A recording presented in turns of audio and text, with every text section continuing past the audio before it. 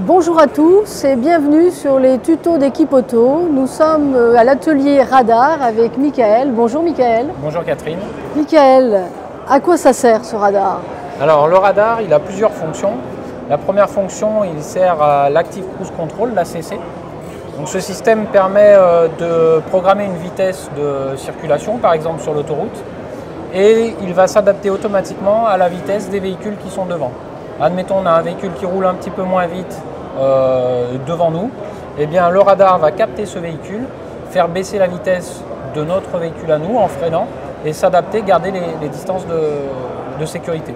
Si le véhicule devant réaccélère, eh bien notre véhicule va réaccélérer et s'adapter en fonction et en permanence. Alors est-ce qu'il y a des réglages à faire pour ces radars? Alors des réglages à faire, oui, il peut y en avoir. Lorsqu'on change un radar, il peut y avoir des dysfonctionnements. Deuxième chose, si quelqu'un par exemple vient se garer un peu trop près ou donne un coup avec un attelage ou quelque chose, on va avoir notre radar qui risque de se décaler. Et après, bien souvent, la plupart des cas, c'est quand on a un voyant à l'intérieur du véhicule qui s'allume et on nous dit que la fonction ACC ne fonctionne plus par exemple, et là ça peut venir d'un désalignement du radar. Donc dans ce cas-là, je vais chez mon garagiste. Oui. Et il va procéder comment pour ce réglage de ce radar? Comment il va procéder? Il va procéder en deux étapes.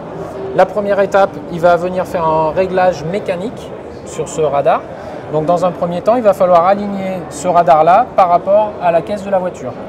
Donc pour ce faire, on va prendre un petit outil, avec une certaine cale d'épaisseur, et on va venir aligner bien notre radar de chaque côté par rapport à son support.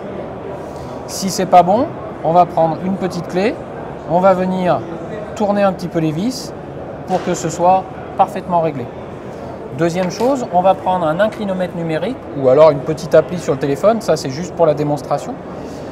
Donc un inclinomètre numérique, il arrive, le voilà. On va se mettre exactement sur le radar et ensuite on va se mettre à tourner pour le faire aller dans le bon sens. Donc voilà, je vais tourner un petit peu. Voilà, je me trouve à 0. Là, il est bien réglé mécaniquement.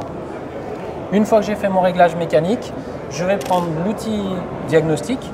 Alors, ça peut être celui du constructeur ou un outil multimarque. J'embarque mon outil dans le véhicule et je vais faire un réglage dynamique. Donc, je vais aller rouler avec le véhicule, un passager pour l'outil diagnostic, et au retour, on me dira s'il faut que je règle comme il faut mon radar ou pas. Donc un particulier ne peut pas s'amuser à faire ça avec un niveau comme... Impossible de le faire. Impossible. Non. Il pourra le faire physiquement, mais ça ne marchera pas et il y aura danger. Voilà. Bien, merci beaucoup Michael. Vous avez quelque chose à rajouter dans tout ce qu'on a dit? Alors, par rapport à tout ça, une chose qui est très très importante au niveau des compétences, c'est que tout ce qui est connu jusqu'à maintenant, par exemple le réglage de la géométrie, la pression des pneus, etc., ça ce sont les conditions à remplir avant le réglage du radar, et ça il faut que ce soit suivi vraiment à la lettre.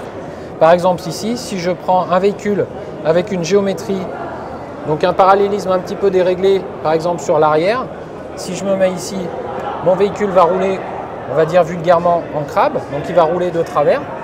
Par contre il sera bien aligné sur la route, mais mon radar ne vise plus devant, il va viser sur le côté. Du coup il prendra plus ses cibles et là il peut y avoir danger. Alors qu'on a très bien réglé notre radar. Le problème, c'est que le radar est bien réglé par rapport à la voiture, mais pas par rapport à sa trajectoire. Donc ça, c'est super important. Merci Michael. Eh bien donc, on récapitule. Respect des distances, aide au freinage d'urgence et réglage du radar. Si on a le moindre doute, on va chez son garagiste et on lui explique le choc que l'on a pu avoir. À bientôt.